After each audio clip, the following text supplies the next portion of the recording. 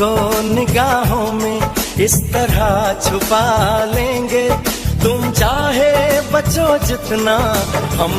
Hello everyone, আসসালামু আলাইকুম। আজকে আমরা জঙ্গলের ভিতরে চলে এসেছি কেন জানো? তাল খোঁটার জন্য। তো অবশেষে অনেক খোঁজাখুঁজির পর একটা তাল পেয়েছি। তো দেখো বন্ধুরা, এই যে তালটা কত ছোট, এছাড়া কিন্তু অনেক বড় বড় তাল হয় এই গাছে।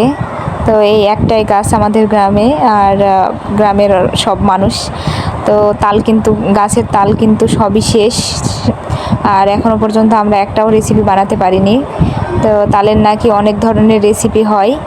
তো দেখো বন্ধুরা, আজকে তোমাদেরকে সব ভিডিওটাই দেখাবো, কিভাবে বড়া বানাবো আর কিভাবে তাল গুলবো সেটা দেখাবো তোমাদেরকে এই ভিডিওর মাধ্যমে। তো তোমরা পুরো ভিডিওটা অবশ্যই দেখতে থাকো। আর দেখো বন্ধুরা, তালটা জঙ্গলের ভিতর পড়েছিল বলে একটু গায়ে কাদা লেগে গেছিলো, তাই তালটাকে পরিষ্কার করে ধুয়ে নিলাম। এরপর তালের কিভাবে তাল ছাড়াবো তো তোমাদেরকে অবশ্যই দেখাবো। তো দেখো, তালের টুপিটা প্রথমে খুলে নিলাম, এরপর টান দিয়ে তালের গায়ে চামড়াগুলো সব ছিঁড়ে নেব। আর তাল গুলতে কিন্তু অনেক কষ্ট হয়, শুধু তালের পিঠা খাওয়া না, তাল গুলতেও কিন্তু অনেক কষ্ট হয়। তালের পিঠায় কিন্তু অনেক খরচ বন্ধুরা। তো আজকে আমি সহজভাবে বানাবো তালের পিঠাটা। আজকে বেশি কিছু দেব না তালের ভিতরে, একটা তালে যতটুকু গোলা হবে অতটুকুই বড়া বানাবো। তো এই তালটা অনেক ছোট, এই তালটায় দুইটা আঠি আছে। তো এই দুইটা আঠির যতটুকু রস হয় অতটুকুতেই আমাদের হয়ে যাবে। তো দেখো বন্ধুরা, এটাই হচ্ছে মেন টপিক, পানি দেওয়া তালের আঠির উপরে। তালের আঠিতে যদি পানি না দিয়ে তাল সানা হয় কিন্তু তালের রস বের হবে না সহজে, আর অনেক কষ্ট হবে। বললামই তো প্রথমে যে তালের আঠিতে রস বের করা কিন্তু অনেক কষ্ট, তারপরেও খেতে হবে কারণ বছরের মানে নাস্তা বলে কথা। তো দেখো বন্ধুরা, এই যে সুন্দরভাবে এখন এটাকে চটকিয়ে নিতে হবে, নেওয়ার পরে যে রসটা হবে তারপর চালনি দিয়ে চালতে হবে।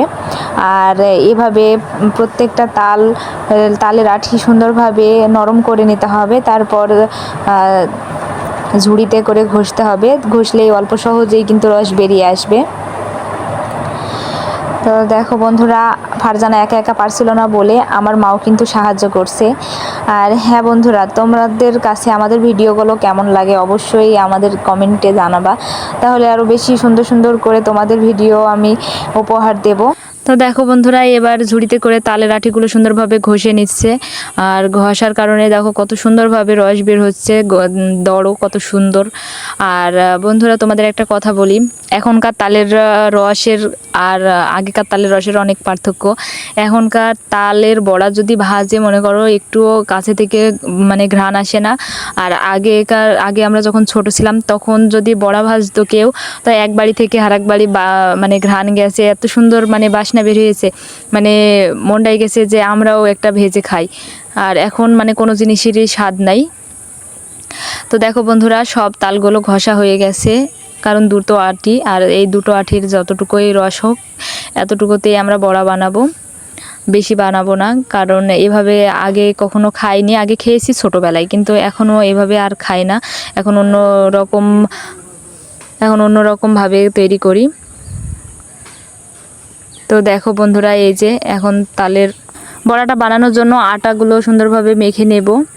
আর এই যে দেখো বন্ধুরা, তালের গোলার ভিতরে সব আটাগুলো দেওয়া হয়ে গেল।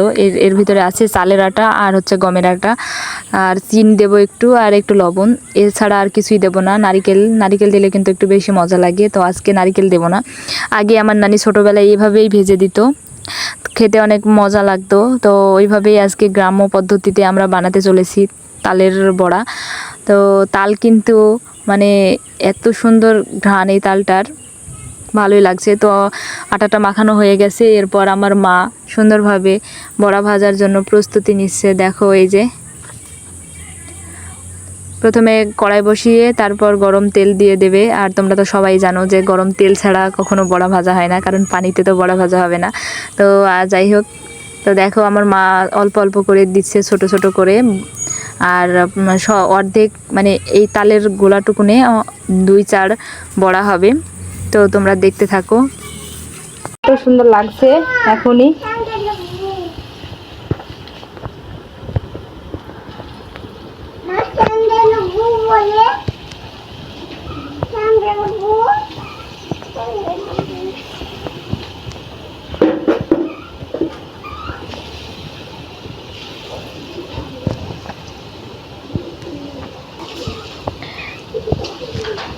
প্রত্যেকটা বড়ার কিন্তু এক একটা স্বাদ।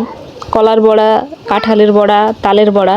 আর এখন তালের সিজন যেহেতু, তাই এখন সবার ঘরে ঘরে একবার হলেও তালের বড়া তৈরি করবে। তো দেখো এই যে আমরা কিভাবে বানাইলাম, তোমরা তো দেখতেই আসো। অন্য একদিন তোমাদের অন্য একটা ভিডিওতে তালের বড়া অন্যরকমভাবে ভেজে দেখাবো। আমরা অনেক ধরনের করেই ভেজে খাই।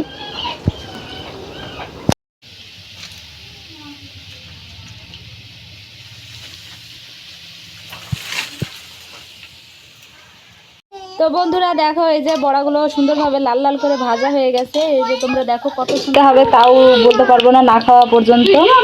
তো দেখো এই যে এখন বড়াগুলো তুলে নেওয়া হবে।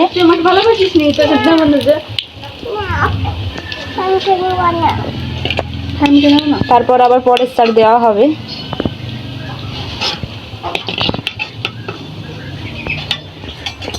আমি খেয়ে দেখবো বড়া কেমন হয়েছে।